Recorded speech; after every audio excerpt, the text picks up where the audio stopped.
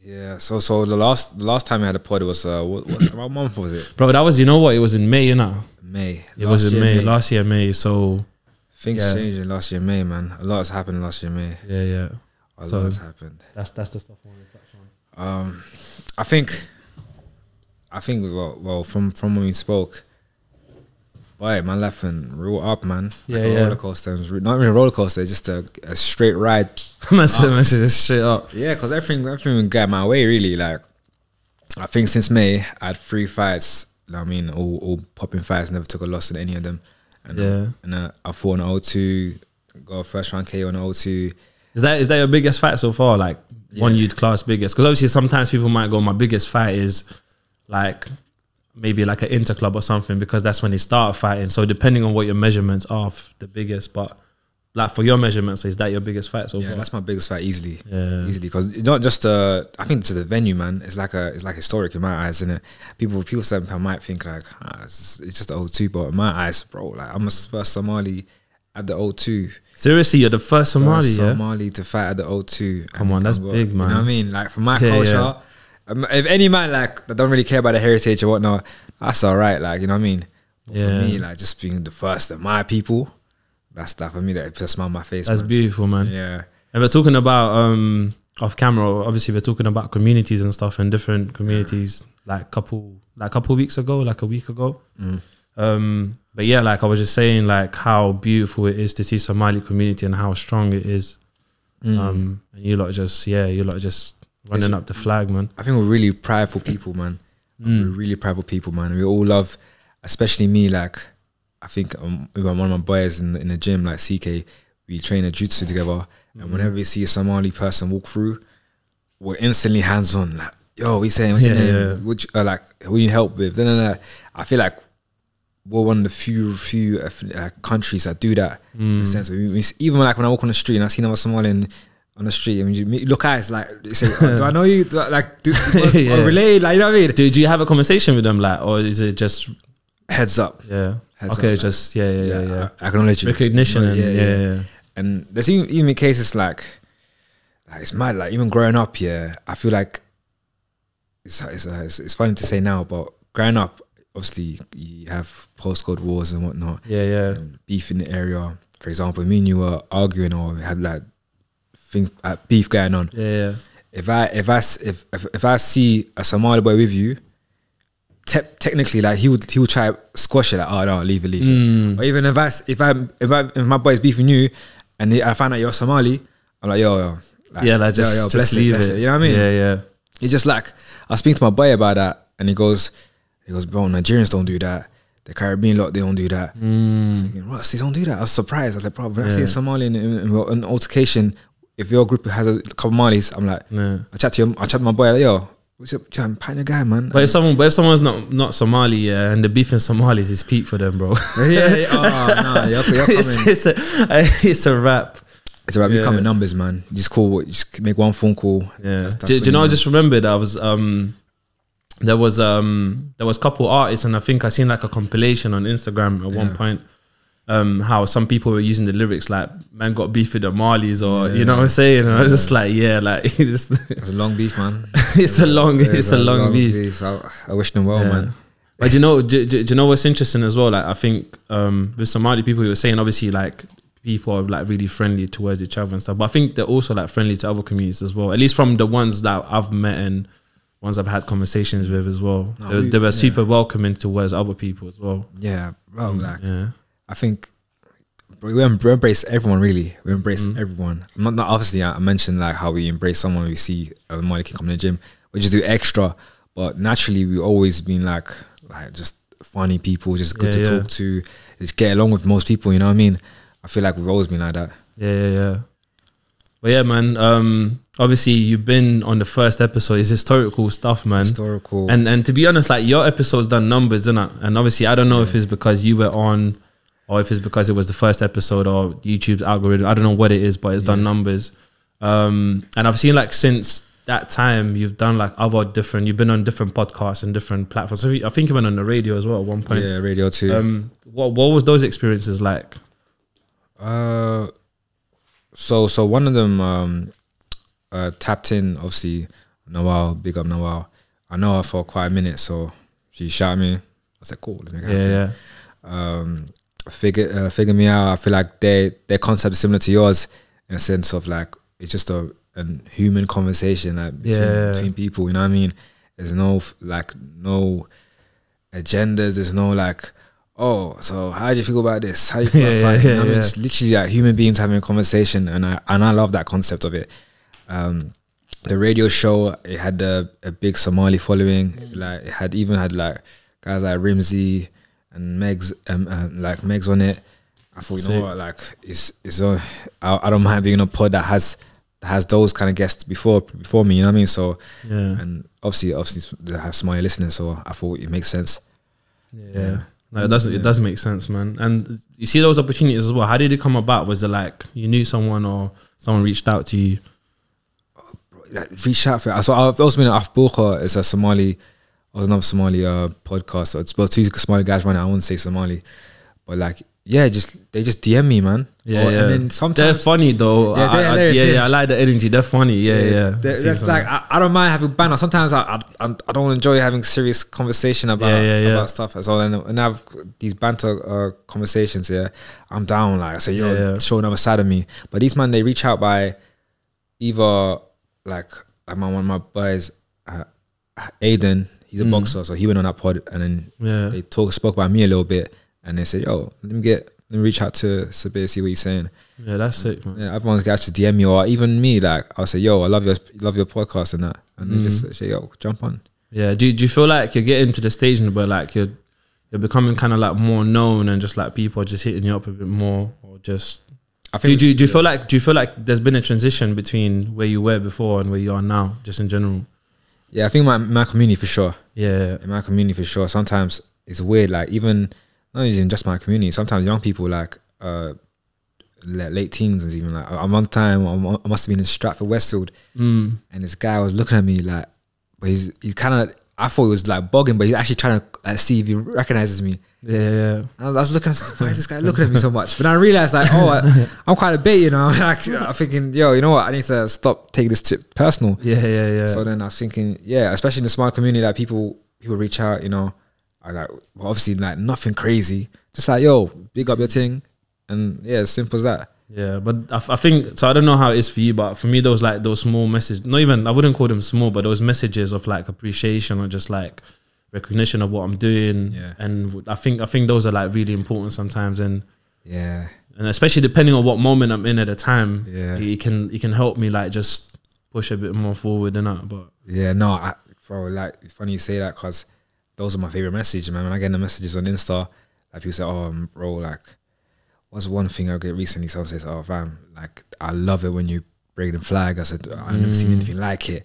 Or like, you know what I mean? Like that they're in shock. They see a guy of the same bloodline as him or her, and just represent, you know what I mean? So, and being proud. And then I get these messages, obviously wishing me well, and just being, and telling me how it affected their lives. And me, like, I'm like, whoa. I sometimes feel like that's too much. Like, I'm just a kid that's doing my thing, and I'm affecting people like that. And then for me, I hold close. Always for me, I never, like, people always say like, oh, DMs, like, don't go through all of them. I go through all of them. I remember one of my fights.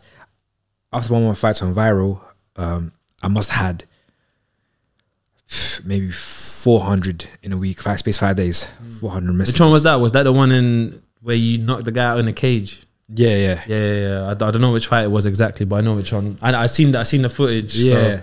And that went popping. And I remember I was going through, and my boy's like, "Yo," like my boy is also has a big following. He said, "Yo, like, you could just ignore it, you know." I said, "Nah, I don't feel right. I just go through everyone saying thank you." I said, everyone saying like, "Well done" and whatnot. I need to go through, say, "Yo, thank you." Yeah, I had to do it, and I'm gonna keep doing that, you know. That says more about you as a person, though, because like a lot of other people, they might ignore it or whatever. But I feel like there's no, you know, sometimes people go like, "Yeah, don't do this or don't do that," but I don't think there's a certain way of doing stuff. You know, like you can, like, I think for you, just if you want to do it, just do it. I feel wrong if I don't do it. It's like if you're reaching out and I'm just ignoring you. It's like that in person, even though it's over social media. If someone says hello or someone says hi or asks me a question, it'd be wrong to turn up. But then would you have a limit or to how much you can respond to? Like, what if there's like, I don't know, like let's say there's like 100 people a day that's hitting you up, like 100 different people every single day. Is that not too much? I've never had a limit just yet, but I've realized I've had a. Only now recently, I just if a person say yo, I just message say yo, I'm gonna respond. Oh, yeah. You know what I was there. It's like yo, like that's not like what we're gonna do with that, man. Yeah, like, yeah. If you ask me a question, yeah, but I will speak to you. But if you just say yo or hi, where does that come from? Like, till this day, I don't really understand it. You know, as in like I know where it comes. Obviously, like back in the day, like when I was young or whatever, like that's how people used to talk, like yo or whatever. But I'm just saying, like now, I think at this point in this time of the world, it's just like. We're just gonna say yo, and it's not even like in real life. If I just walk up to anybody and I say yo, I'm not gonna respond with a conversation. Now you're gonna have to continue, like finish that sentence off. You know what I mean? Like I never got it either. I think it's what I've learned though, when people say yo or when they say just say hello, they're usually trying to get something from you. Yeah, it follows with like, oh, can you do me this favor? Like something they're comfortable with saying it in the beginning with. But they're gonna bring it out real soon. Yeah, I've been getting bears with these like forex traders following me recently. Man. They're pissing me off, and they start adding the FX towards the end of the Instagram tag. It's just so annoying. It's like this forex, that forex. They're the worst, man. Even my boy got hacked with it, and he keeps messaging me with that stuff. Does that shit even work? You know, that's what I've been asking myself for time. Yeah, you see all these different scams on Instagram. It must be working because if they're sending it out, yeah, like it has to work on someone, man. It works, man. There's always fools. Yeah. Even them, probably there's people like phone calls. You know, Santander phone calls. You get like bank phone calls. Yeah. Bro, like these man. I think some of the, you know what, some of the scams. Yeah, I think there's some of them are advanced enough. So really like, smart, yeah, they're really smart enough. So I think there's some of the scams are out there. They're proper good, but those basic ones were just for like, just you want to make more, like, you want to make more money. Drop me 5K. Actually, nah, he had a funny one. What, you want to share that one? Probably not. No. Because that one's a bit fruity with the response, but my response is his response was fruity, but obviously he didn't mean it that way, and it's just funny. Like, yeah, of course. Let me find it 1 second. Here's the thing, yeah. It was a sweet one. I did it.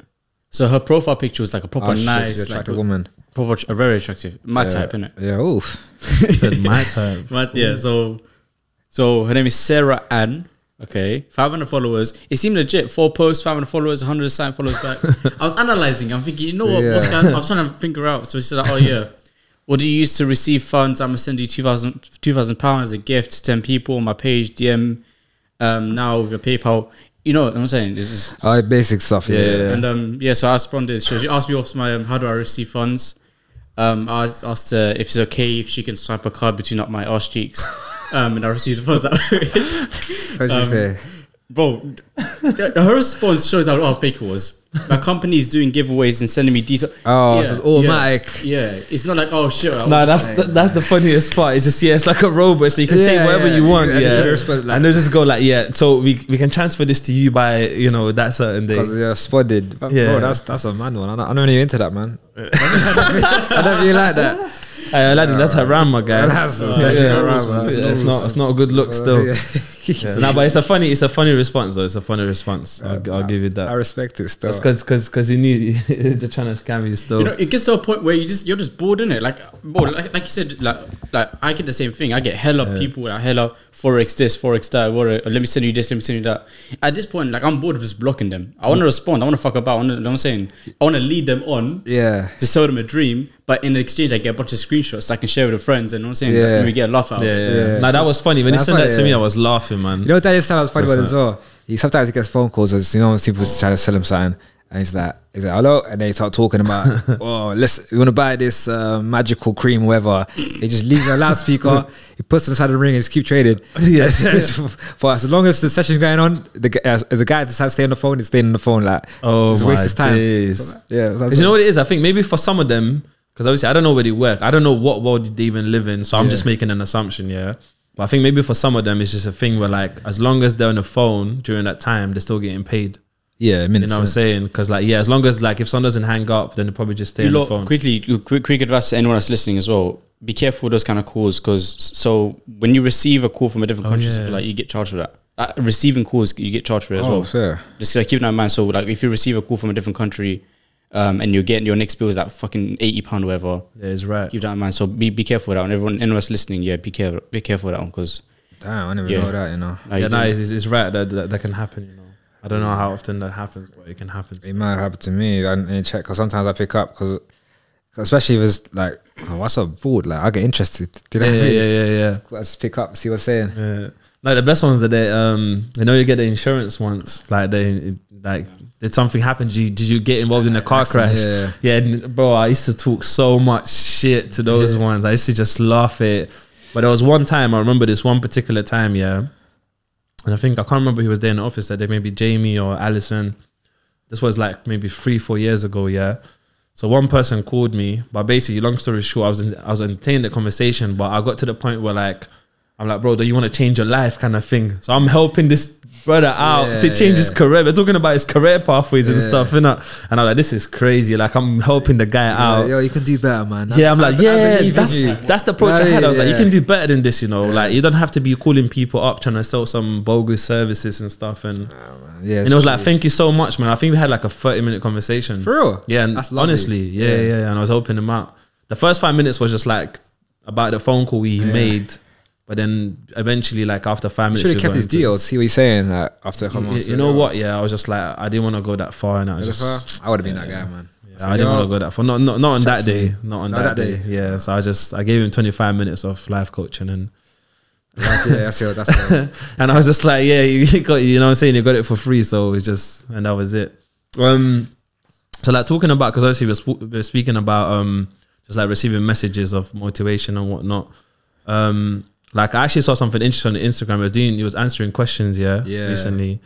And there was this one thing that you said that stood out for me a lot. You said it was along the lines of like you wanting to, like your purpose is to make sure that you can help other people in life, innit? Yeah. And I found that really powerful. Like, where do you, like, see for you, do you even know how you developed that purpose, or where it kind of came from? Or is that something that you've not really thought about before? I think honestly, it's the people around me, man. It's like, it's you. I'll give a huge credit to you, man. You kind of, I've seen you do so much for others, even for me. I was like, bro, like, I want to be like that. You know what I mean? Even when I was younger, coming in like the academy working at, and not just you, like Savino, Jamie, and Daniel Sam, especially. Like, Sam, a huge part. Even like Steve O'Keefe, big up Steve O'Keefe, because they're really selfless. Like Daniel Sam, he's been training me for the last 8 years and hasn't charged me a penny. Not a penny. And when I ask him, let's train, he goes, okay, like, you know, even whatever he's doing, cool, you know what I mean? And even Steve gave me so much. I introduced me to like martial arts and not ask for anything in return. And then even when I don't do much training with much, so right now, like last maybe year or so, he still reaches out, asks him, am I right? And you know what I mean? No bitter feelings. Like people don't do that. Even Chris, we got Chris Cruz, like same thing, XO Fitness. And for me, like I learned from those people. And then on top of that, I thought about this a while ago. I said to myself, like, oh, if I die and people just remember me as an athlete or a competitor, I'll be really upset, man. Yeah, I'd be really upset if I die. I want to be remembered as someone that helped someone's mother with the groceries or something. You know what I mean? Or like gave someone life-changing advice, or even like one time he called me at 3 AM and said, "Oh, I'm going through stuff and I want to be the guy that comes over. Say, yo, don't worry, I got you. Let's talk about this." You know what I mean? Yeah. Like, I want to have those kind of experiences, and for me, I value that highly, man. I don't really care if God can take all the ability from me away right now. If he doesn't take the ability away that I can change people's lives, then I'm happy, I'm good. Do you know what? That's beautiful, man. And it's so funny because I was having a conversation with my mum yesterday, and she was saying to me that like for her, if she can't help no one in life, like what's the point of life anyways? Like if you can't actually impact other people's lives positively, like what's the point of even being here? And I was thinking, like, there's not many people that think like that. I don't know how many people are out there that think like that, but I think that's a beautiful way of living. And just doing something without having or expecting something in return, and just genuinely wanting to help someone else or being in a position to help someone else. I think that's beautiful, man. And I also heard like a saying recently, and it related to me, like what's the point of success if you can't do anything for like you can't use success to help others. You know what I mean? So like, bro, I can have the most money. I mean, like, be the most attractive among females. Like, females love me, and I have all the cars, all the clothes. But like, if I'm just lonely and like nothing like meaningful in my life, I'm like, it's kind of depressing in my eyes. You know what I mean? So I want to always make sure my name has value, and even when I have kids for someday. Like, I would love for people to come to my kid like, yo, you know your dad did this for me one time, like 5-10 years ago, and he walks down the street, another person comes up like, yo, you know your pops, like, he's a bad man because he did this and that for me that time ago. Like, I want to have those kind of memories, leave those kind of memories behind when I do, you know, eventually leave the earth, and that's, for me, that's key. That's my motivation. Yeah, that's the goal. It doesn't get better than that. It doesn't get better than that, and that's always continuous. Sports, let's be real, I'm gonna be done with sports the next 10 to 15 years. And after that, what am I gonna do? You know what I mean? Am I gonna just live off the glory days and live off just being maybe a coach and stuff like that? Nah, man, I want to continue changing lives, man. That can be done till I'm like 90. And for me, that wakes me up at night. Like, that's why I always respond to messages, because I never want to be that guy that to be, oh, Sabir didn't respond to me. Imagine, like, oh no, Sabir thought he was big, like he didn't respond to me. I want to make sure that, yo, if he says like, oh, I got a question about this, even people say, oh, I'm surprised you replied. I'm like, what? I'm just a human being, man. I'm just a human being. Yeah, chat to me. What you got going on? Like, that's similar to Bill's. Remember when Bill said the same thing? So I don't know if you've seen the episode of Bill's from Bill's Kitchen. He has quite a big Instagram page, and he talks about how he spoke about on the pod. He said how people message him and he replies, and he's like, oh shit, I responded. He has the same mindset as you, where it's like, I'm not like, I see myself as I am, and I am just human. I'm not nothing significant. I'm not nothing crazy. I'm just me. Yeah. So for people to find that shocking is unusual to him, and clearly it's unusual to you as well. I have a question that I wanted to ask you. What does legacy mean to you? Legacy. Yeah. Legacy is what I leave behind. Like my name is, when I obviously what my name's gonna mean in the next 100 years. It does not, obviously, or maybe 200 years, but it doesn't necessarily have to be. Doesn't necessarily have to be for a wide state of audience. It can just be from my family line. It can be like, oh, like I remember I've been told stories of my granddad and my great granddad and my uncles like in Somalia, and their legacy continue because I know about them, but I never met them, and I want to have stories being told for me to my kids, to their kids and their kids, and just like. And not even just being told to them, but them being influenced by it. So if their dad or great granddad did such a great act over here, they'd be like, yo, like maybe I should do that too, and have it influence their lives. And that's a legacy for me, just continuous over years and centuries and decades and whatever. Like just keep going down the timeline. Because the reason why I asked that question, because I have a sub question to that as well. Based on what you just said. And I don't want you to say your granddad as a response to this answer, to this question. I want another answer essentially. Yeah. And the question is, who would you consider someone who has a great legacy? A great legacy? Yeah. I think Muhammad Ali. Serious? Yeah.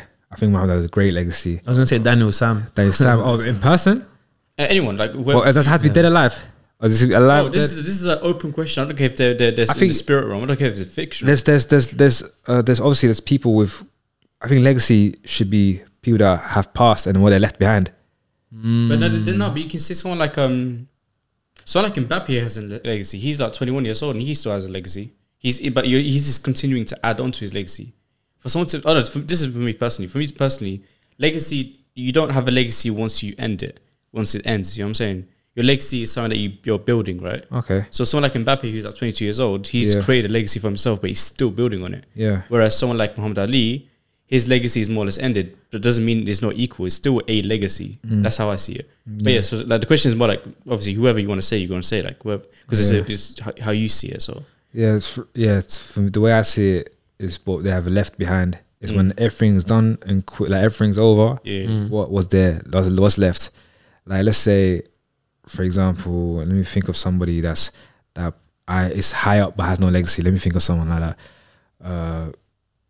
Think of any billionaire or like random billionaire. Just that's the thing. I don't think you would even like think of one. I think that's the whole point. That's the whole point. There's probably so many billionaires that's died, that's passed away, that we're not even aware of like what names. No legacy. There's no legacy. No legacy. Just a bunch of money. But you know what? But that's the thing. So can legacy ever die?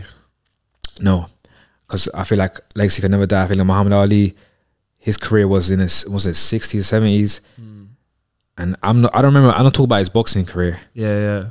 I'm talking about him fighting for civil rights, changing his name, and refusing to go to war to Vietnam, and then getting to prison for it, and then of coming out and winning the title again. That's for me. I'm not that doesn't tell me about his talent. That tells me about his mindset. Yeah, put me imprison me. I don't care. I have my views. Imprison me. He comes out. I can still do it. I'm still a bad boy. I can still do it. He goes on and wins the world title again. And even like Nelson Mandela, same thing, fighting for his rights. In prison for 25 years or so. It was a long bird. Yeah, and he comes out. He becomes a president or prime minister. I don't know what they call it over there. I think president over there. You know, runs the country. That's for me. Those stories there. That's powerful. That's powerful. That's legacy. Do you know what else is interesting? So the reason I asked that question, because I was thinking, like, if we're not aware of something, or we don't know that something like that's happened, like the story you just mentioned, like, then does the legacy die the moment people don't know about it no more? But then I was thinking, actually, I don't think it does, because for instance, if I've learned something, right? Like if I've learned something from, let's say, like Bruce Lee, spoke about Bruce Lee a few times. If I learned something from Bruce Lee, and then, for instance, I then had conversations with people, but with some of that mindset that I've learned from him, without saying that, this is Bruce Lee, it's still getting passed on, because if I have that conversation with that person, they'll have a conversation with another person, or maybe the kid or whatever, and then it's just something that kind of flows. So it's like, it's really interesting, because I just thought of this thing here, where like as human beings, we're constantly just transferring like knowledge or information, whatever we want to call it, through conversation. It's just something that's always being passed on. And I think in that sense, I think legacy never dies. If you learn something from Bruce Lee and you told that same lesson to someone else, and it affects their life, and they go on to implement it, and then maybe them implementing it helps a lot of people, and they remember that guy now, that's continuous, man. Yeah. Like that's changing lives on lives through years. You know, one question I kind of start asking recently, and sometimes I forget the question, but once in a while I remember it and I start asking, like, whoever's like someone's role model, they should always ask who their role models were. Yeah. But that's really interesting, because sometimes they don't talk about their role models, but they all had a role model. Role models, yeah. And one thing, other thing I've realized is that there's also bad role models. But bad role models are not necessarily bad. They're good to see what we shouldn't be doing. Yeah, no, I had that in my lifetime, for sure. Obviously everyone has bad influences growing up. And sometimes I look at them and say, yo, I don't want to be like that guy. Yeah. Like, his life looks like a mess to me. But and then back in those days, like, not even those days, but when I was a teenager, you probably look at those things and think it's cool. I was thinking, nah, man, look at how much trouble he's getting into. Like, I'm not like that looks like a lot of work to me. Like, I'd rather just chill over here and not do those things, you know what I mean? So I feel like, yeah, that's definitely a way of doing things, yeah. There's been a couple of musicians, like, well, rap artists or musicians, whatever you want to call it. They've been kind of like, recently, I've been seeing them say like, yeah, like kind of stay in school, and this road thing is not cool and stuff and whatever. And you know what it is? I think for a change, I think that's something different, because usually they never used to say that back in the day. This is like, yeah, like, do this road thing and whatever. I think my favorite one is when crackheads say it, man. No, it's funny. It's just the way he said it. I know. It's like my favorite one is when crackheads say it. No, there used to be his brother Sanchez. I'm not too sure. You know Sanchez? What? You know Sanchez? Why is he a favorite one though? Because it's interesting. I think that's why. Because so there's one brother Sanchez. He used to live in the area where I'm from, and he like drug addicts, all that stuff, living on the streets, etc. He was a really good guy though. Yeah, he was amazing, man. But yeah, I had a conversation with him, and the stuff he was saying was proper, like, deep and philosophical and valuable. And I think that's when that conversation opened my eyes, because it's always the one that you least expect it from that gives you the most amazing kind of like stuff. Like, they always give you the best. So like him, when he was talking to me, I'm like, I think that kind of opened my eyes into like this world, and how like judging is this never the way to go? Because like, no matter how much you feel like you know something or someone, there's always gonna be more behind that layer. So like when he was telling me about stay in school. I mean, obviously the stay in school part, I'm always gonna be against, because I'm against school and all that stuff. That's all BS. You can stay in your school, like you can create your own school, you know. Like. Yeah, but like it's just when he was talking about how like it's just like he was talking so much wisdom and he was so much positivity and whatnot, and it's like I feel like for someone like him to say it is more valuable because he's someone who would have so much more experiences than you can ever know, and so much more. Like if I could sit and have a conversation with him, I think that's one of the things I always wanted to do. Like I always wanted to go walk down the street somewhere. I see someone sitting on the floor, maybe like just sitting on or like asking for money, stuff like that. And like you know the jukeboxes where you put money in there and they start playing music. I want to give him £10, take a seat next to him, say, tell me a story. I think that's the one of the most like. I think that's not on the bucket list. That's something I really want to do on before I die. I agree. Let's do that tomorrow. I was thinking about that stuff, and then I'm not brave enough to do that. Yeah, I think that's the thing that's to hold me back as well, bravery. But I would want to do it before. Because I was interested, what trauma did you go through? Let's do it. Up there. Like let's all three of us. Let's do it. I know a guy. Let's go find a person and let's go get dinner. Let's get it, man. Let's get him dinner. Let's not get him dinner. Let's have dinner together. Have dinner together. Yeah. Let's do that. Take him out. I know a guy. There's a guy who always walk past, and I was. I said I know a guy, bro. It's just the way. Like I'm not trying to be insensitive towards the thing, but it's just like I know a guy. It's like a pattern. Like it's like it's like I know a guy, bro. You know, like we're gonna. So yo, this is the guy. Yeah, this is the guy. Hey, this is the guy I was telling you about. It's like remember that guy I was telling you? It's him, bro. You very confused. Like what's going on? No, I always walk past him and I was like. I've always been scared to even give him eye contact, let alone have a conversation with him. I'm like that, man. And I don't know. I don't know. Why do you think that is? Why do you think that we're scared to kind of... We are sensitive people, yet we're scared to give them attention. I'm not the same way as you. Yeah, you're not the same at all. Yeah. For me, like, I don't know, man. I feel like I don't like uncomfortable situations. Yeah. And it's not that they're making it uncomfortable, but there's a potential it can be. So obviously with drug addicts, like, they can be all over the place. Do we get to decide, or I was gonna say but do we get to decide what is an uncomfortable situation? Do we get to decide? Yeah, do we get to decide like what is an uncomfortable situation? It's usually how you feel, innit? Yeah. So it's usually what the feeling I get. I say, yo, if I'm walking in the room and I feel like, oh, this might get comfortable. Who knows? I might sit down and everything might be rosy. Yeah. But if I get that feeling, like, oh, you know what, potentially this can turn like, wow, like this guy I might say hello to him, he might start screaming in my face all of a sudden. You know what I mean? I say, oh, that's the risk and reward ratios. It's not balanced, so I might just give it a rest instead. Yeah, sometimes it's not worth the you might put certain energy into it. Yeah. And it might backfire a little bit. Genuine energy. Have you ever helped somebody and they said, no, I don't need your help? You had that before? I had a lot, you know. Right, I'm like that. I'm just trying to help. I'm like, shit. It's like seeing youth work as well. Yeah, like it happens a lot. But I think there's a flaw in that emotion. Let me explain why. What emotion? In the emotion of like, I'm just trying to help, kind of thing. That kind of thing. And I actually got this from friends. I watched it recently.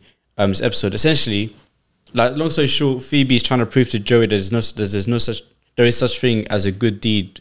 A selfless good deed in a way. So essentially he was trying to prove the point that no matter how good a deed you do, there's always going to be some type of selfish aspect towards it. Like if I do something, if I give £10 to the homeless, I'm going to feel good about myself. Boom, selfish. You know what I'm saying? If I do this, if I help a young person, that young person might grow up to help me. Boom, selfish.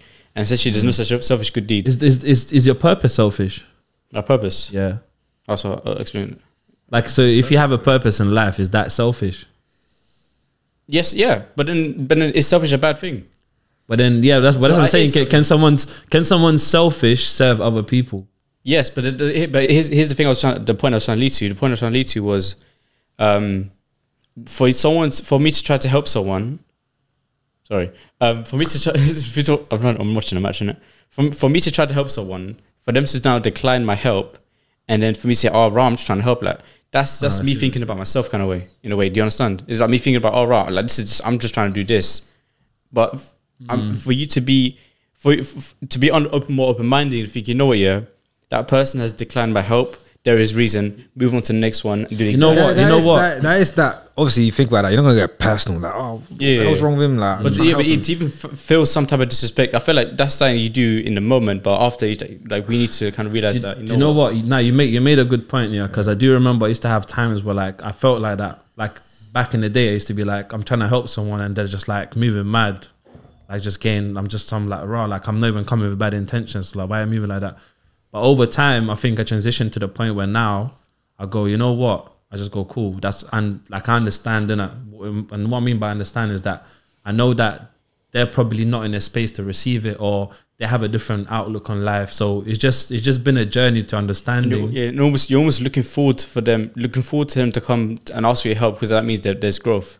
Like for me to go and try help you, for example, you need to decline my help. You go away and then you come back and ask for my help. For me, I'm happy you've done that, because that shows growth. Not because, oh yeah, I know you needed me kind of thing. More so it's like, oh yeah, you've grown and I'm happy for you because you've grown. So I almost look forward to them coming back. And if they don't, even better.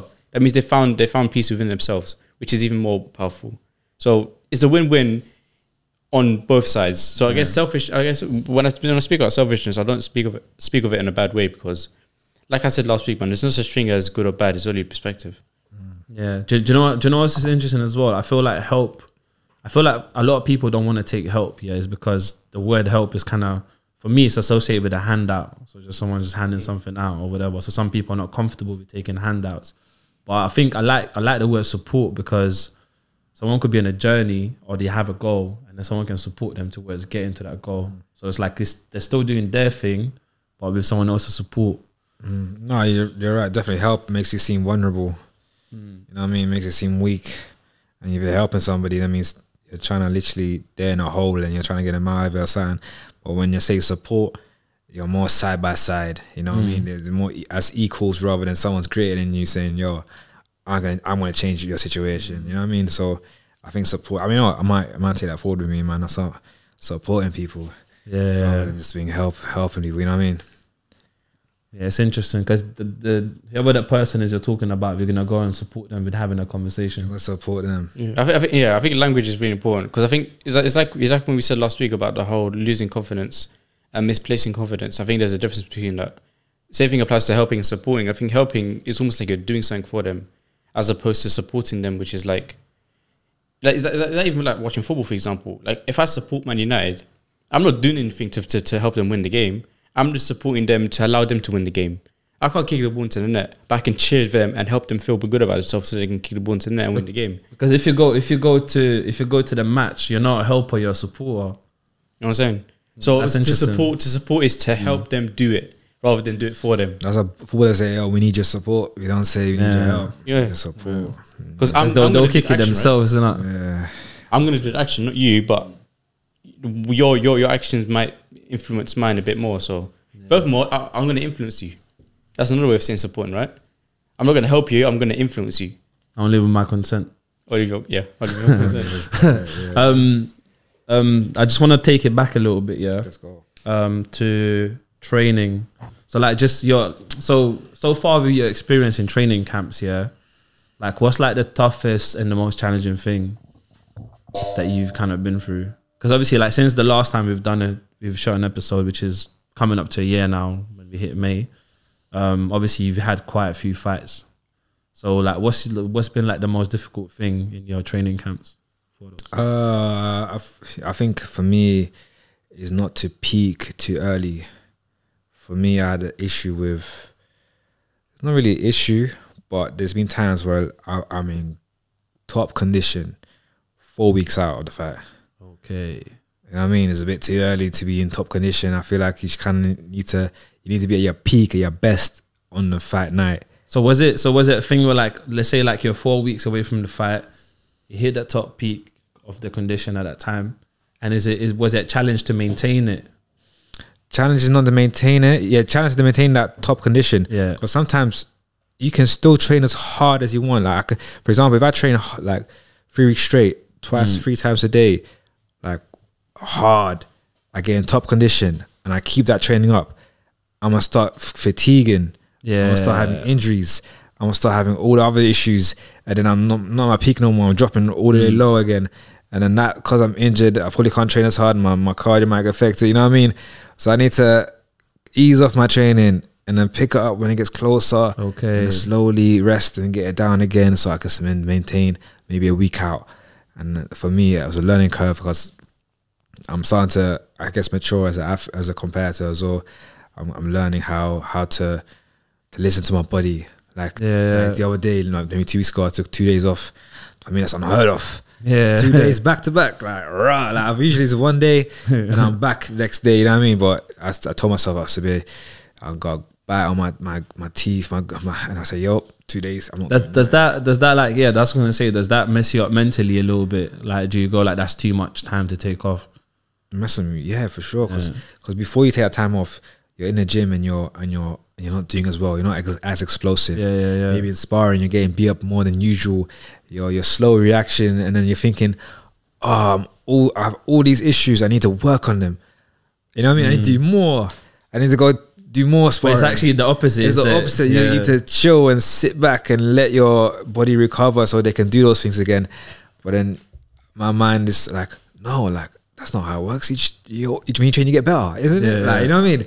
But then I've learned to like, no, sometimes Sabir, your body, you're just a human being. Something, you know what I mean? I've always told myself I'm a machine, but let's be real, I'm a human being, and I need to listen to my body, get my sleep, get my rest, get my diet on order, and just take it easy. So at times when I need to take it easy. So see, like with the weight loss right now for this coming up fight as well, you're not like, you don't really care about the weight loss too much, or is that?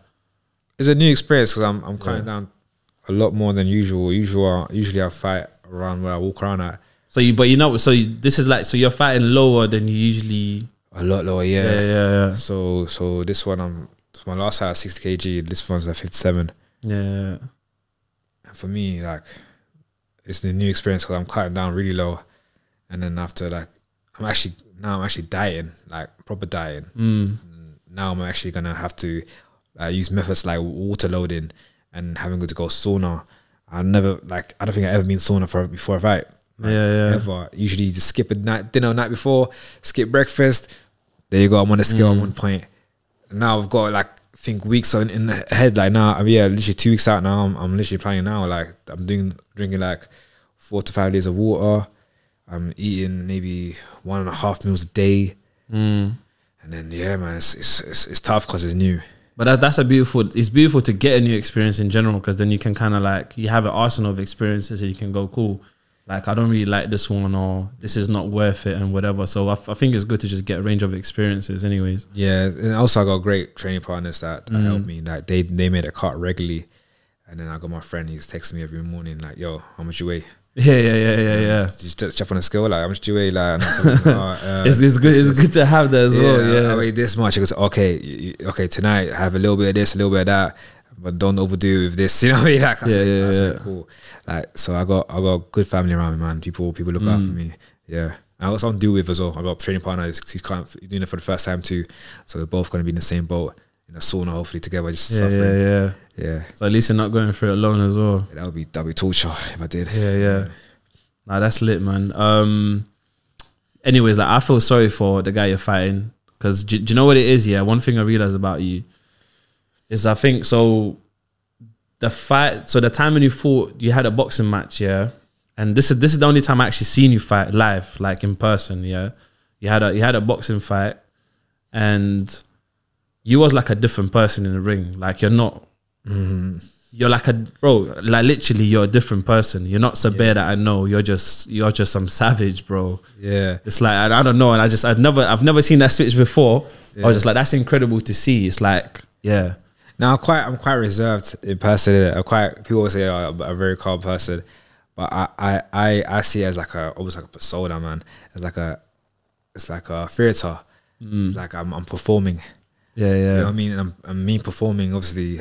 This performance has a lot of injuries and bruises, but I try to put in my mind like I'm the baddest here. I have that mindset of no one can touch me. But you are though. That's the thing. Yeah. That's what I'm saying. But when you're in the ring, you are though. Like I tell my like. It's not even like telling, bro. I'm seeing, bro. I'm seeing it, bro. Like, but it's weird. Like I don't take after. As soon as I'm done, I'm back to back to normal. I'll be the quiet guy in the room. Yeah, you won't even notice me in the room. You know, I'm curious. You know, do you ever feel like you're an entertainer? Yeah, I feel like entertainment is a really big part of combat sports. Yeah, I feel like compared to combat sports, not more. But don't call him entertainer. He's a savage, bro. No, because this is the thing I keep thinking about. Yeah, I always think about like how this world is like so attention is marketable, right? Like if I have your attention, I can market it, I can profit from it.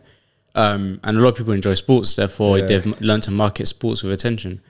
Those like yourself who are generally passionate about the sport, I've always wanted to understand, like, is this thing that you're doing, are you doing it, like, is entertaining people somewhat a part of it? Is it like, do you feel like your role or your job is to entertain the crowd? Do you feel the need to kind of do more than necessary just to kind of make people having a good time? Or is it straight, I need to beat the shit out of this guy and keep a stepping kind of thing? No, entertainment is a huge part, man. Obviously, beat the shit out of guys. I'm like, yeah, it's more of a beat the shit out of guy and keep it stepping. Because that's personal as well. Like, someone's they're trying to beat you up in there, but at the same time, I love it when people come to after the fight, like, yo, that was amazing. Oh, you did that. No, they want to shake your hand, and I love that feeling. So even me, like, I run up to people after my fight, like, yo, what do you think of that fight? Like, do you like it? Like, you know what I mean? I love having like, even my gear, my clothing is always bright colors. With the bandana, the headband. You know what I mean? The flag, the flag, Somali flag. Like the rules, Power Ranger kind of thing. Like, it's a performance in a way. Yeah, you're performing. But then I think this leads to my second question. That being, for someone who is starting out to be a combat sports fighter or whatever, do you think to be an entertainer is good to be used as a drive? Like, for me to train to be a fighter, so for the purpose of entertaining, as opposed to for the purpose of having genuine passion. You train to be the best. You train to make sure everyone that steps in front of you, you're slapping this. I swear, I've been slapping the hell out of him. You know what I mean? So slapping the shit out of someone. Slapping the shit out of him. So but then once you get to the stage where you're disciplined in your training and you're disciplined in every other aspect of combat sports, then you can really add things to it. Then you have maybe an entertaining type to it, where you'll have a nice entrance, a nice walkout, and maybe a certain style where you can throw fancy techniques. But it's all off the back of having great skill and great work ethic. Great foundation. Great foundation. You can only add. You can't just start the foundation with just being entertainer. You have to start the foundation with being a bad boy athlete, a bad boy trainer, bad boy. Like, do you know what I mean? Like a gym rat almost. But it's funny because your fight's already been decided in the training. Yeah. The outcome of your fight has been decided in the training, not the fight. Yeah. Because, like, the outcome of the fight is how you go through the process of getting ready for the fight, right? Yeah. I'm curious. Do you think, and I think this is a question for both of you, because I want to hear the two different mindsets. Do you think there is success without discipline? Can someone be successful without discipline? You can't go far without discipline. You think? You can have success but not go far. That's interesting. Not as far as you potentially could have gone.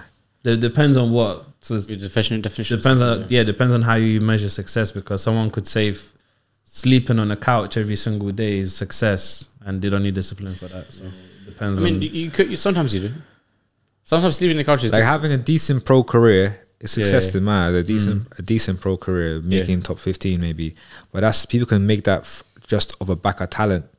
Yeah, and not have, and you have to go, if you haven't got a work ethic to be more than just that, you're just forever going to be a top 15 guy. You know what I mean? So you need a bit more to be greatness. You can be successful, but you want to be great, you got to put in the extra shits, man. But it's that thing of, like, you're already, from what you said, you're already, like, thinking about it. So you're already, you're not acting, but, like, you're being great already. So the way you train is you're training like you're great. You know, you're not training like you're a loser. Like, so it's like you're already that, and I think that's how greatness is created. And it just have when we start behaving. So, you know, usually people say this thing, you know. So people usually say, majority of the people that I've met, their approach to life is that what did they need to do to make this much money, or what did they need to do to become, what do you need to do to, like, be number one or whatever, but no one ever talks about who they have to become to get that. So no one says no one ever asks themselves, like, who do I have to become to make that much money? Who do I have to become to win those fights? And this is what I mean. And I was saying, you've become a savage, bro. You know what I'm saying? But listen, in terms of fighting, like, how far do you want to take it? Like, what's your vision with that? Yeah, that's a common. What I always tell people is, as long as I love it, as long as my mind is in it, I'm gonna go as far as God lets me. You know what I mean? Yeah, that's my motto. Yeah. Like, there's no ceiling for me, man. As long as I wake up in the morning and I want to train and I want to fight and I want to do this, it can be as high as UFC champion or even be a Hall of Famer.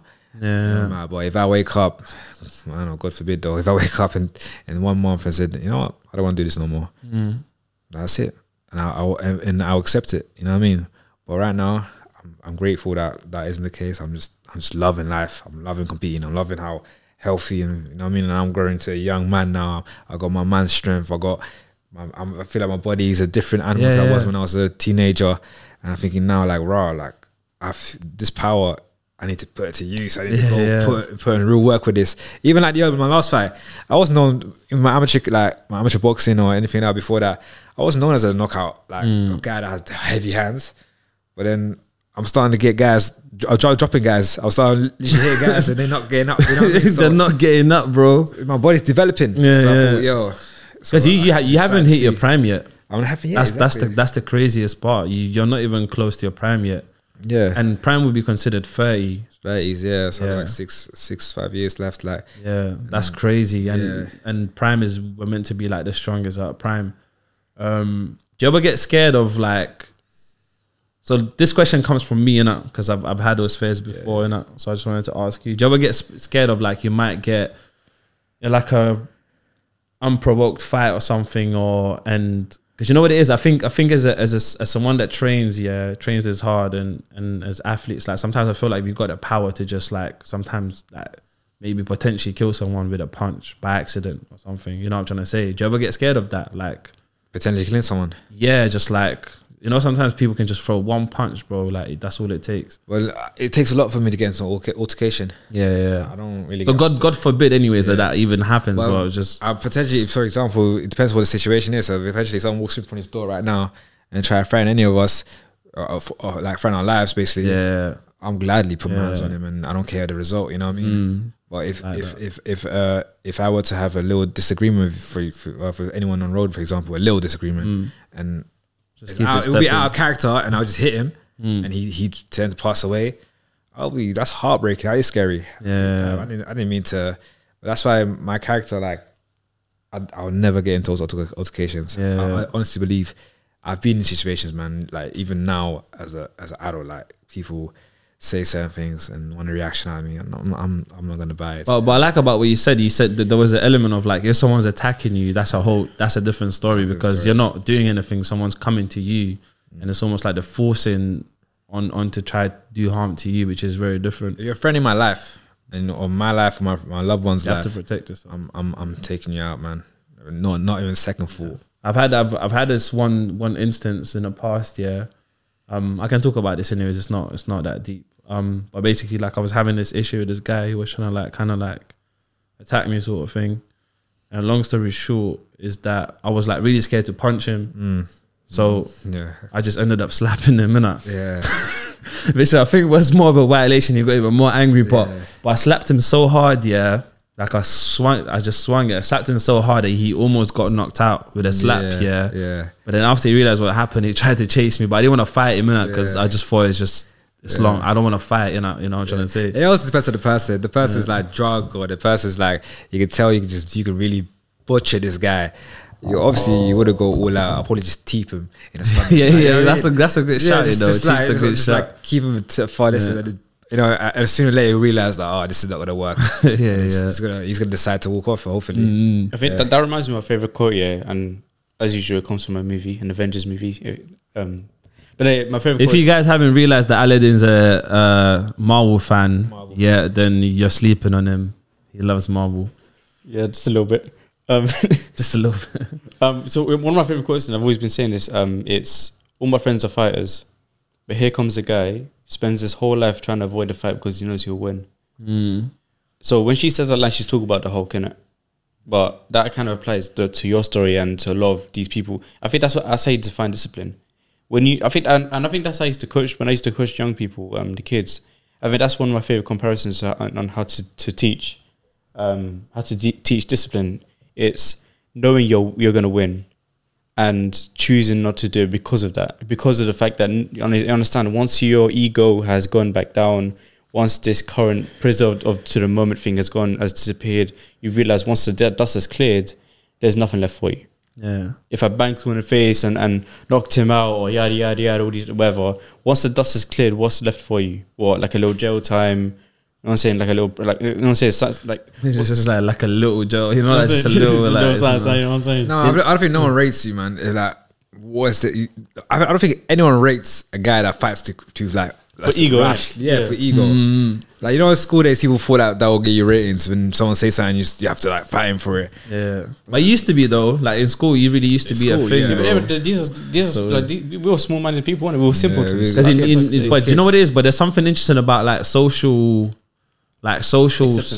development or acceptance, because like in school, there used to be people used to throw that phrase all the time, like, who's the strongest in your year? Yeah, and that was like a thing, and people used to go like that person, you know what I'm saying? And it's just like, and then, it was like the world title. In that it's instance, like a world title, like strongest top of your three. year. You get top three. Like this guy, Samuel was really strong. That one. Yeah. But if them two had a scrap, I don't know who'd win. You know, it's like WWE. You know, when the W used to go to school talking about WWE. Oh, if John Cena had a fight with Undertaker, who do you think will win? Yeah, if Samuel had a fight with flipping on a Bob, you can't have a fight with John Cena, bro. You can't even see him, man. Come on, bro. It was a shit joke, man. Come on, mistake. Can't even see him.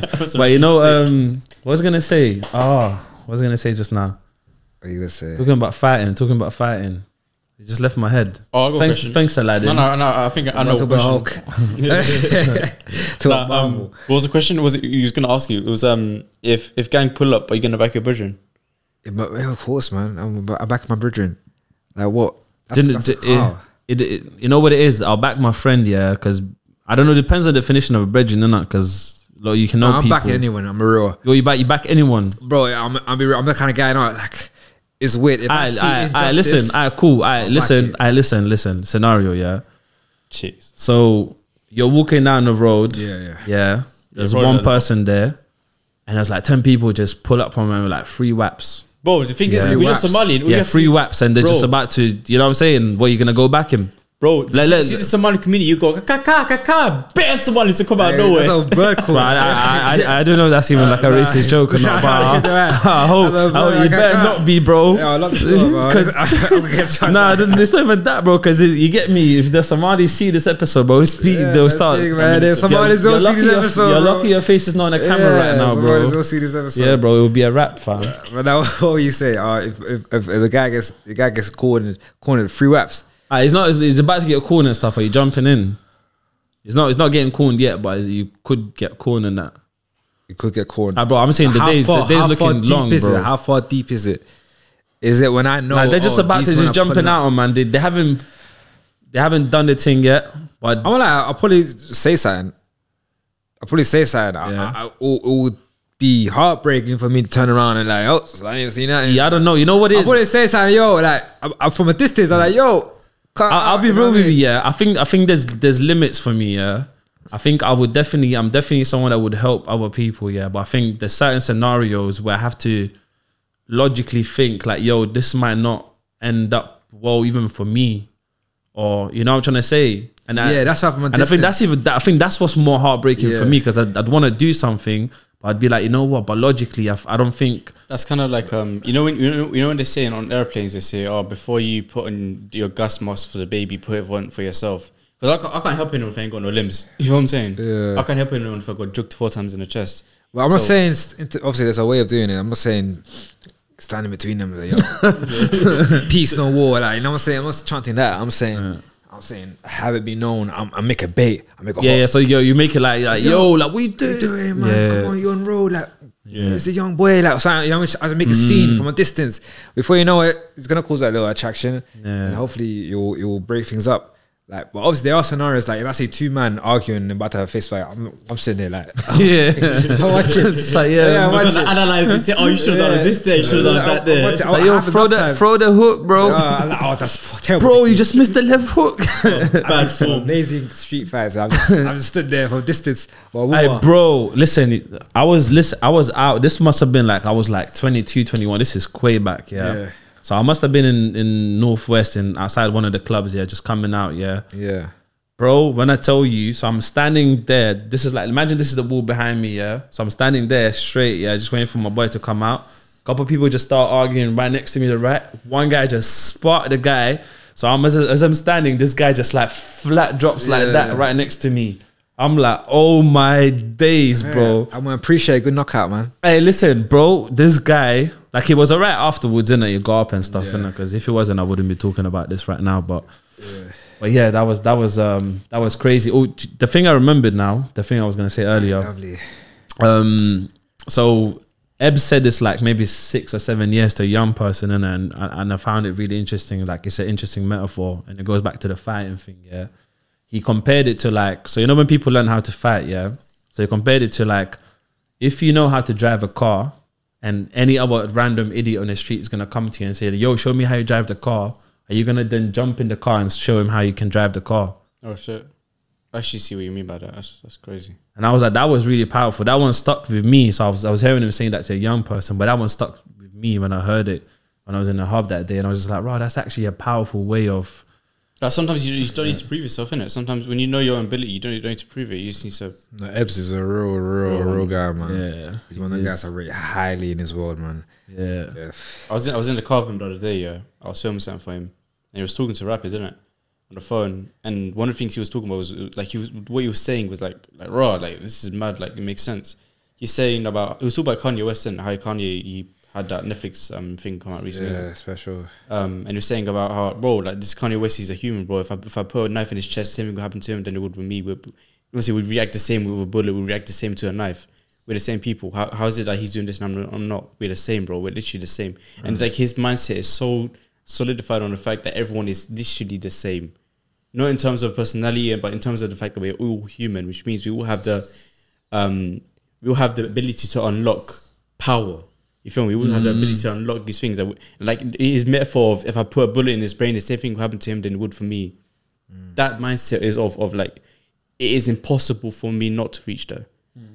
That's the kind of mindset of this genuine need to succeed and do amazing things, which is why that's someone like that. Nah, Ebbs is a special human being, man. Nah, he really is a special human being. Man. Yeah, big up Ebbs. Do you know, I don't think there's anyone, well, I don't know who Ebbs knows or the people he knows, but I don't think there's any person that would say Ebbs is not, like, Ebbs is a bad person, but he's a very unique character. There's no ceiling. I don't know how to describe him, bro. Yeah, that's the thing. I don't think there's words that can describe how he is. Fearless, man. Because you know what it is? See with Ebbs is about, for me personally, it's more about his energy and just how he is as a person and his being, rather than are there words to describe how he is. You know what I'm saying? Anyway, let's start wrapping up. Have you got a question before I ask him the final question, or do you want to ask him the question? No, I want to ask him if he has anything to promote. Shout out my Donny Don from Donny Don. If you know, you know. Literally, just obviously, I would love to have as many people as possible come down to this fight on 19th of March. Yeah, and yeah, man. So give some details, man. How can they? And you know what's crazy? Because the time this is gonna land is gonna be a week before your fight, so they can still get to your fight. But give the details on how they can get the tickets. And so the tickets you get from me. Really, I'm gonna leave it in my gyms where I train at, whether it's Wildfires in Forest Gate or Diesel Gym in Docklands, like Nick. And we'll drop your Instagram in the bio as well. So if they want to hit you up, DM me on Insta, and I'm gonna direct you to those gyms, or even to some people that are holding tickets for me. I'll just get through like that. So be quick, rather than me being last week. I'll be can't wait. I'll be moody as hell. I ain't gonna chat to nobody. Yeah. You know what I mean? So I got people that look after you. So if you do come down, and people that are coming down, especially Somali community, that bring up flags. I'm big on having a sea of blue flags all over the place. You know what I mean? Yeah. And when I step out and I just see flags everywhere, that's what I want to see, man. Let people know we're here, innit? Yeah, I love that, bro. And yeah, I'm gonna be there as well. Yeah, you know what I'm saying cage side. I'm looking forward to it, bro. You're gonna hear me smack up this. Yeah, listen, I can't wait, bro. I feel sorry for him. Probably make eye contact as well while I'm doing it. I just look across the back, look for Leo. Yeah, I feel sorry for him already. I'm not gonna lie to you. It's gonna be beautiful, man. I'm training hard. I'm in great shape. I feel strong. I've been training with top killers. You know, pushing me every day. And honestly, man, I'm ready to put on a show for so many people. Yeah. Yeah. God willing, everything goes according to plan. Yeah. Make it. So yeah, do you wanna ask the question? I wanna know. Do you remember the question? No. Do you remember the last question we asked you in The first one. the first pod we ever We done? asked every single person. We asked them the same question, the same one we asked you in the first one. It was right? pretty. I remember it was pretty deep. It was something about. Because that's the question we asked every single episode. Every single one we asked the same question. Well, But right at the end we asked the same question. I hope yours. Oh, you're Uh, Bocat. No, I'm joking. No, yes, no, this is very, very simple. If you had a chance to say one thing to 7.8 billion people, one thing, what would you say? Oh, and my answer that time was consistency, innit? Yeah, I think it was, yeah. Yeah, okay. 7.8 billion. Is that how much the population right now? 7.8, 7.9, give or take, yeah, around that. It's probably 8 by now, but it's If I have a chance to tell that many people something, why, like, that is a very big responsibility, you know? Mad, isn't it? Okay, what would I say? I would say, like, search for happiness, man. Like, search for something that makes you happy. Like, it sounds basic, but I like that one. in my life, I'm happy. I'm so happy, man. I got a good family, good friends. I'm doing what I love every single day. You know what I mean? Whether it's in youth work or charity work, whether it's in the gym, like, I'm so happy, bro. And people sometimes I get surprised when people call me and they say, yeah, like they just in a rut. I'm like, bro, I can't relate. Yeah. Like, I can't relate. I'm so happy, bro. So whether it's like, obviously it takes a lot of searching. I'm grateful that I have people that put me into the right path and I've got this happiness now. Yeah. But I think, bro, like you have your craft in producing and making films and videos and whatnot. And obviously your podcast, this I'm guessing this makes you really happy, isn't it? Yeah, 100%. Having a conversation on people. It's like you found it, you guys found it.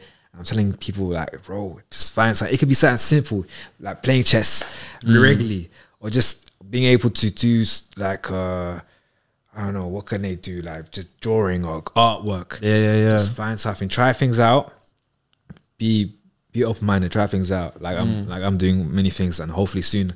One of the things I spoke about in previous podcast was I want to try salsa or something. I'm gonna try bare different things and just man. All that, I didn't find a partner first, but then like just be open minded, try things out, and once you find something that you can click with, something you can really like bond with, bro, stick to it and just be happy with it. You know? What I mean? Do you know what that sounds to me? That sounds to me like a man who experienced the lack of. When you experience the lack of something, when you finally feel that thing that you liked, it hits different, man. I didn't belong when I was young, man. I couldn't belong in so many fields. I was obviously big part being Somali. You don't belong. The Africans are telling you you're not African. The Caribbeans are telling you you're not black. You know what I mean? And then what you call it? I'm not amazing in football. I'm not amazing in academics. I'm alright, but not amazing. I'm not. You finally found something you're very good at, and you're not gonna let it die. I feel the exact same thing. You know, I belong, man. Like I feel the exact I walk in the gym, and I feel like I'm here. Like, I'm level with the top guys. Yeah. And that for me, like I didn't get that when I was younger, man, and just, that makes me so happy. I fully like 100% empathize with that one, man. It's deep. Yeah, I love that. Hussein, just quickly before you end up, chess boxing, you on it?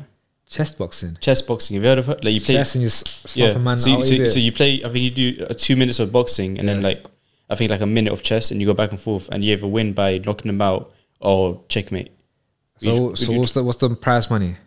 No, it's just no. That's a straight piece, man, just play straight piece. No, it's actual. So what's the prize? I'm a prized fighter. Yeah, man. I got paid. It's actual sport. Like people actually compete. Boys, it's really there is money involved though. I just don't know how much. Yeah, I say give it a try, bro. If you give me a good piece, I'll do that. But you know what? I was thinking of a new concept. Yeah. I was thinking of a boxing podcast. So basically, seriously. So basically, 1 round 3 minutes. Yeah, people are boxing, so they box for 3 minutes. So either they get knocked out, and then the other 3 minutes while the rest they trash talk each other. You guys, that's it. I think that's lit, bro. You know pre-fights, and they can trash talk. They're like, they can try get in each other's head, don't they? They're like, what? Did you feel that right? Cross? Bro, I think that would pop. You know, bro. You know, advertising press conferences. I get not annoyed, but like, I feel like, yo, but let them have it. You have the press conference during the fight. Basically, press conference. And so while someone's resting, they're smack talking. I'd be like, oh, look at your eye, bro. And they really back up. Like, if you say something cruddy about my Marge or something, I'm gonna have to step up to you. I mean, Bro, that's actually bare energy. Like, think about it. What do you prefer? Like, during a fight, you been listening to your coach say like run you through like techniques or whatever, or someone chat shit in your face, giving you more. You're like you're charging up, and then when you're ready to fight, bah, it's game over. But I think we'd have to put guidelines to like what can be said. You know, no guidelines. Put occasion between. No, there has to be, bro, because you might start saying some mad stuff, bro. Yeah, that's the whole point of the game. If you're racist, you're gonna be racist, bro. Go for it, man. No barriers. If they're racist, they're getting kicked out. They're getting kicked out of the ring, fam. Nah, man. If you're racist, you're gonna be racist no matter what. Yeah, man. It's just that's you, man. So then, if you're not racist, you gotta be angry enough to. So the other guy will beat the racist out of the person, bro. You know what I'm saying? That next round got really like, what? Yeah, bro, I'm coming for you. Bro, that is the most competitive type of sporting. That would go. That would be so lit, you know. License that shit, man. That would be insane. Joe Rogan shouting, man. Or what's Dana White? That's his name. Shout us, man. This kid's cracking. I was thinking of how can we put boxing and conversation, boxversation or something. I don't know. Podbox, bro. Podbox. Bro, you know when Mike gets a bit too creative and his shit. Yeah. And it's just shit. Anyway, listen, my bro. Yeah, man, it's been one hell of like, I don't know, 8-9 months or something. It really has, man. Yeah. So yeah, it's nice to have you on here again. Unfortunately, we was meant to have Dylan here today too. A1. He's ill today, so yeah, like obviously he's missed here. He's here in spirit, but yeah, we'll probably chop up another episode at some point. No, we get my man on. If anything, I think you should get him on when he gets better by himself. Yeah. No, we'll do that. We'll do that 100%. I'll just be I sit in a little seat in the corner of the room, just like paying attention. I love Dylan has a lot to say, man. Especially his life experiences and just the way his mindset is. Is the strongest mindset I've come across in any gym, in any facet in life. Really, he's a really inspirational person. So I think he'd be a good asset for this pod. I definitely agree with that. But yeah, man, gratitude and blessings, man. And yeah, man, I'm gonna see you knock the guy out. I appreciate my fam. Thank you so much, guys. My bro. Appreciate it.